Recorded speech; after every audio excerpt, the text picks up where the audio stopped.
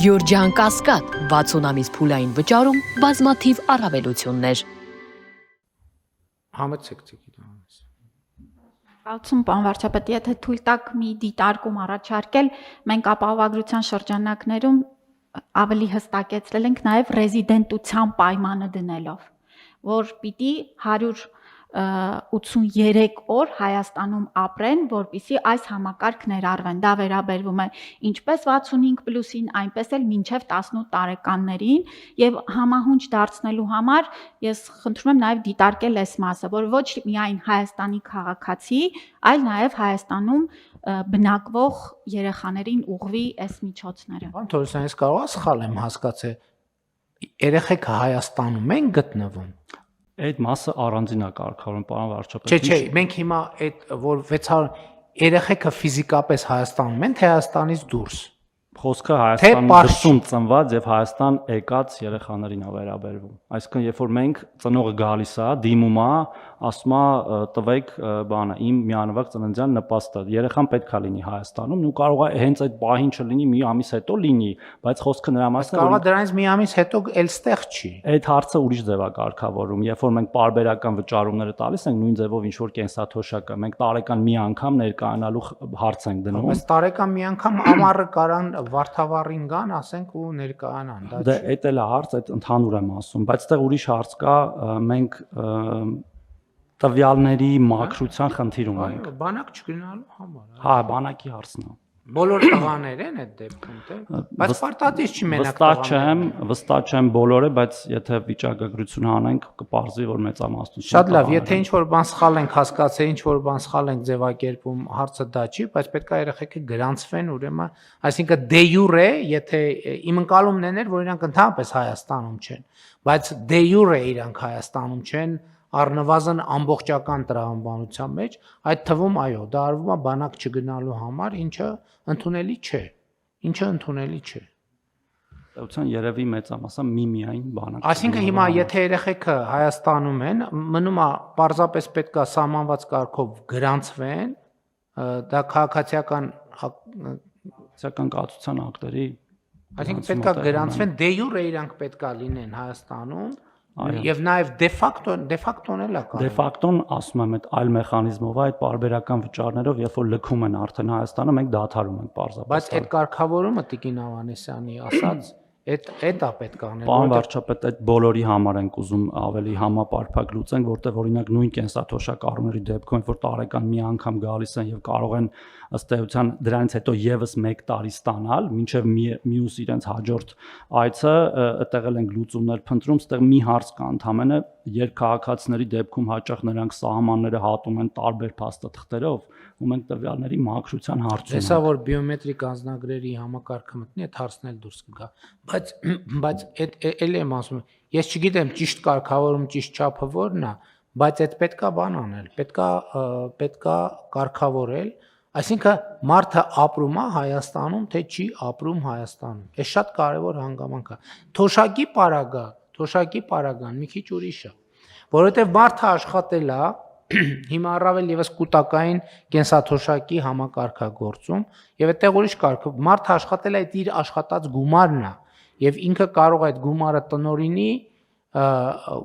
որտեղ ուզում է։ Այդքան էլ տես չի, պարոն վարչապետ, որտեղ կա ծերության նպաստ, որը ինքը չի աշխատել, բավարար չափով աշխատանքային ստաժ չի ունեցել, մենք պարզապես նպաստ ենք տալիս։ Մի րոպե։ Ես խոսում եմ թոշակի այն հատվածի մասին, որը ձևավորվում է իր աշխատանքի արդյունքում։ Այդ մասը որտեղ ուզում է լինի մարդը, դա անձեռնմխելի է, դրան որևէ մեկը որևէ դեպքում, որևէ պայմանով չի կարող դիպչել։ Այն ինչ որ գեներացվում է այսօր Հայաստանում աշխատող մարդու վճարած հարկերի հաշվին, կամ իրականում երկուսն է դրանից է գեներացվում, պարոն վարչապետ, մենակ կൂട്ടակայինը չի գեներացվում։ Ես կൂട്ടակայինի կարճ ասած, այն ինչ որ մարդու ստաժի հետ է կապված անմիջապես, դա անձեռնմխելի է, բայց այն ինչ որ այլ տրամաբանությամբ է գործում, մենք պետք է այդ պայմանը դնենք 180 օրա, թե 100 օրա, թե 200 օրա, չգիտեմ, բայց այդ ստանդարտը պետք է սահմանենք, որովհետև մենք մարդուն պետք է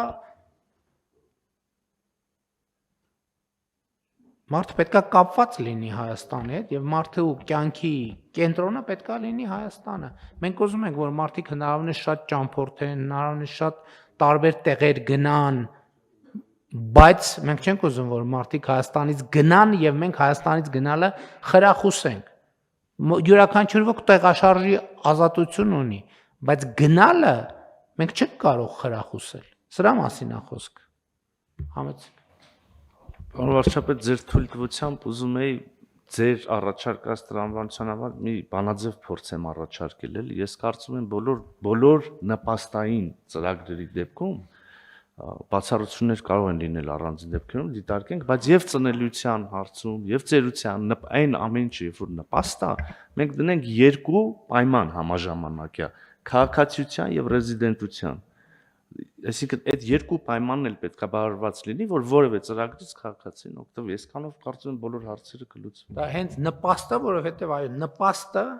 հենց այդ տրամաբանության մեջ տեղավորվում է։ Թոշակի դեպքում ճիշտ է, մի քիչ այնտեղ հարցեր կա, բայց ասում եմ, այնտեղ էլ է բանաձևը բարձ։ Այդ դեպքում, երբ որ ծերության նպաստ է եւ մարդը չի աշխատել, ստաժ չունի եւ ապրում է ուրիշ երկրում, այդ դեպքում էլ մենք կարող ենք ասել, որ դա մեր ֆինանսավորման հարցը չի։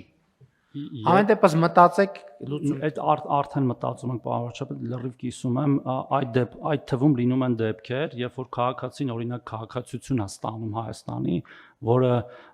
ասենք օրինակ 64 տարեկանում, եւ ինքն մենք 65 տարեկանից ստիպված ենք ծերության նպաստալ, ինքը երբևէ Հայաստանում չի ապրել, բայց տարի մի անգամ կարող է գալ Հայաստան, ներկայանալ բանկ եւ այդ ամբողջ տարվա ընթացքում իր ծերության նպաստը սովորաբար այլ երկրում ծախսել։ Գիտեք, ԵԱՏՄ-ում այդ հարցը կարգավորված է, որովհետև ԵԱՏՄ-ում ստաժները փոխանցելու բան Գրիգորյան, ճիշտ եմ, չէ՞, որոշում կա, որ ԵԱՏՄ-ի տարածքում այդ խնդիրը լուծված է, բայց այլ դեպքերում դա իհարկե խնդիր է։ Պետք է համեն դեպս շատ մեծ եւ բարդ թեմա է, հիմա մենք տենց կարող է ինչ որ բան ճիշտ հասկացանք, օժնրբություններ սխալ հասկացանք, ինչ որ բան ճիշտ ասեցինք, օժնրբություններ սխալ ձևակերպեցինք, հարցը դա չի, դա թեմա է, որը պետք է լրջորեն նայել եւ գալ պետականակենտրոն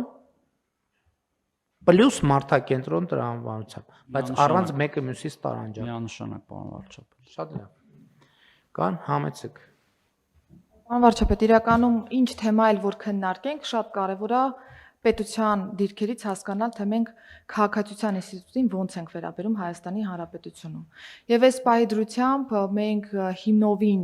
վերանայում ենք ոլորտը, մինչև տարեվերջ պատրաստ կլինի միգրացիոն ոլորտի կառավարման ռազմավարական կոնցեպտը, ու այնտեղ մի առանձին բաժին նվիրված է հենց Հայաստանի Հանրապետության քաղաքացիությանը, որովհետև տարիներ շարունակ ձևախեղել ենք տարբեր մոտեցումներ, մի դեպքում մարդակենտրոնության հետևից գնալով քաղաքացիության ինստիտուտն ենք ստորադասել, մյուս դեպքում ավելի շատ ինստիտուտին ենք դեր ու նշանակություն տվել, քան մարդու որոշակի կարիքներին, ու մինչև տարեվերջ մենք պատրաստ կլինենք ավելի մեծ կազմով քննարկման, որպեսզի ներկայացնենք մոտեցումներ, որտեղ ինչ մոտեցում որ որդեգրեցինք, մնացյալ բոլոր ոլորտներում մեր մոտեցումները կկարողանանք ավելի ճիշտ ու սինխրոն կազմակերպել։ Շատ լավ։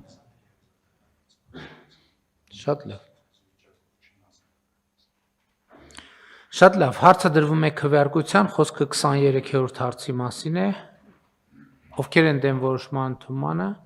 դեմ չկա, որոշումն ընդունված է եւ մենք արձանագրեցինք, որ հարցերի մի շերտ կա, որոնց շուրջ պետք է շարունակենք աշխատել։